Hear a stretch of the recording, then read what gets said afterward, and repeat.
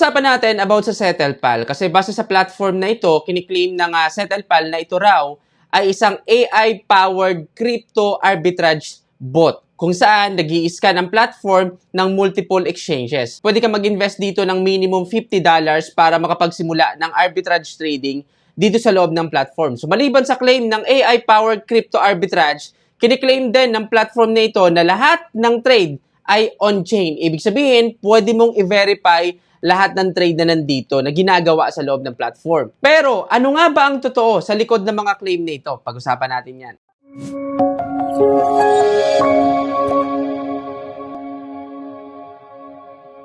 Para sa mga wala pang idea about sa Settlepal, sabi ko kanina, ito ay isang AI-powered arbitrage trading kung saan mayroon silang iba't ibang tier na ino-offer. Pwede kang kumita ng 1% to 1.7% depende sa investment na ipapasok mo at sa dami ng recruit mo. Kasi bago tumaas yung term mo sa arbitrage trading, kailangan mo muna mag-invest ng $500 at makapag-recruit ng 3 member para tumaas rin ang percentage ng kikitain mo. Kaya marami talagang naiinganyo dito kasi madaling simulan, hindi mo na kailangan mag-aral sa trading para makapag-participate. Ngayon, pag-usapan natin lahat ng claim ng platform na ito. Totoo bang ito ay isang AI-powered arbitrage trading? Ang sagot po ay hindi. Ang Settlepal ay hindi totoong AI-powered arbitrage trading. Unang dahilan ay yung proseso kung paano mag-trade. Paano ba mag-trade dito sa loob ng platform? So, ganito nagtitrade yung mga user ng Settlepal. Dito sa trade, meron ka makikitang execute trade. Click mo lang yan. Then, lalabas yung live arbitrage executions. Merong step 6 kung saan nag-allocate ng capital, scanning global, executing buy order, executing sell order, confirming settlement, tapos mag-generate ng settlement TXID. So, dito, kumita na agad ng $1.65 ng ganun lang kadali. Ang token pair dito ay Shiba USDT. Bumili sa crypto.com at ay binenta dito sa Coinbase. Yung proseso ng legit na arbitrage trading ay pareho lang sa proseso kung paano ginagawa ang mga legit na trading bot. For example, sa mga legit na trading bot, kailangan mong i-connect sa exchange using API key. Katulad dito sa CoinRule, ko-connect mo yan using API key. BitGet, Bybit, Coinbase, Kraken, kailangan mong i-connect yan sa API key. Same din po sa BitsGap, para makapag-create ka ng bot, kailangan mong i-connect yung exchange gamit ang API key. Lahat ng trading bot, kailangan mong i-connect sa API key. Walang trading bot sa arbitrage, sa spot, sa futures, sa option na maglalagay ka ng pera dun sa loob ng platform. Kasi dapat connected yan sa exchange. Yun yung isang sign para masabi mo na legit ang isang trading bot. Mapa-arbitrage man yan, mapa-futures, mapa-spot, mapa-option. No, kailangan mong i-connect yan sa isang exchange. Ibig sabihin, hawak mo pa rin yung pera mo. Hindi mo kailangan i-deposit sa loob ng platform.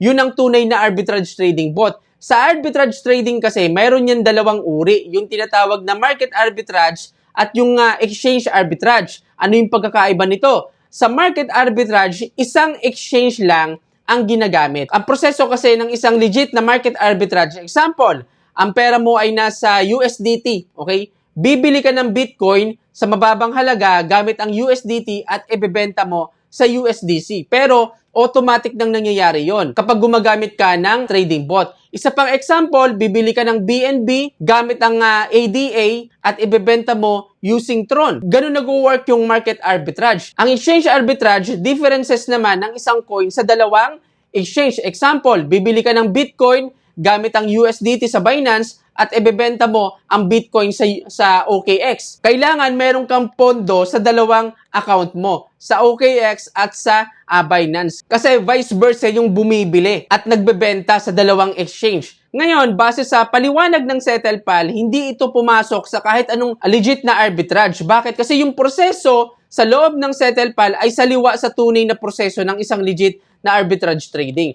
Pangalawa, kung bakit hindi ito isang AI-powered arbitrage trading, kasi tinignan ko lahat ng code sa loob ng website, pero wala akong nakitang kahit anong sign para masabi na ito ay isang legit na AI-powered. Sa katunayan, ang trading na sinasabi ng Settlepal o yung arbitrage trading ay illusion lang. Kumbaga, animation lang para makita ng mga user na may nangyayari kapalit ng pag-invest mo. May mga nakita akong scanning global market, sending funds sa liquidation pool, execution by order, pero lahat ng ito ay nakaprogram lang sa text at animation. Sa madaling salita, wala talagang trade na nangyayari. Pangatlo, kung bakit hindi ito maituturing na AI-powered arbitrage trading ay dahil sa fake trading history. So kapag nandito ka sa SettlePal, meron ka pong makikitang mga history ng trade. Okay? So ito yung mga trade. Ayan, yung Uni USDT, ayan, Phil USDT. Kapag tiningnan mo to, meron ka makikitang settlement TXID. Ibig sabihin, merong nabuong block at meron talagang trade na nangyayari. Ngayon, kung hindi mo i-confirm ito, masasabi mong totoo yung trade na nangyayari. Okay? Click natin tong view trade, click natin tong TXID, makikita mo na meron talagang block na nabuo. Ibig sabihin, meron transaction talaga na nangyayari. Ang problema, lahat ng transaction ay nangyayari lang sa dalawang address. Unang address, ito yung dito galing yung pondo, then ibinato dito sa address na to. Ibig sabihin, isang transaction yon, isang block yon na nabuo. Ngayon, check natin yung dalawang address na to. Kung meron talagang totoong trade na nangyari. So, ito yung unang address kung saan galing yung pondo. Okay? Na kunwari, dito nag-trade, kinuha yung trade, inilagay doon. Yung unang address ay meron pong laman na $140.16. At meron talagang nabubuo na mga block. Ibig sabihin, meron totoong transaction na nangyayari. Yan po ay galing dito sa SettlePal na trade. Pero, hindi ko maituturing na totoong trade yan. Bakit? Dahil yung binabato ay wala pong laman. Ito naman yung pangalawang address kung saan binabato yung transaction. Ito yung address na merong pondo, ibabato dito sa address na to, which is wala pong laman. Okay? Ibig sabihin, nagbabayad lang ng transaction fee o gas fee bawat transaction, pero wala pong laman yan. Ang purpose lang kung bakit nila ginagawa ito para makakuha lang ng TXID ng transaction hash, which is maliit lang po yung kailangan nilang bayaran. Ayan po yung transaction fee na binabayaran nila every TXID para magkaroon lang ng TXID sa trade history. Kung titingnan mo, merong capital deploy na 1.66.67, kumita ng 1.66. Pero, kung titingnan mo, wala pong laman. Okay? Ibig sabihin, hindi nagtatali yung nandito sa trade history nila sa Polygon transaction hash. Kumbaga, nagbayad lang sila ng transaction fee para lang makakuha ng transaction hash ng TXID para ilagay dito. Pero wala talagang trade na nangyayari. Ibig sabihin, wala talagang trading na nangyayari dito. Yung pinapakita nilang settlement TXID sa trade history ay normal na transaction lang na walang laman. Zero. Hindi galing sa trade at hindi galing sa AI trading bot. Pangapat, kung bakit ko nasabi na ito ay hindi totoong AI-powered trading bot, walang trading bot na kailangan mo pang i-click yung enable trading access para makapag-trade.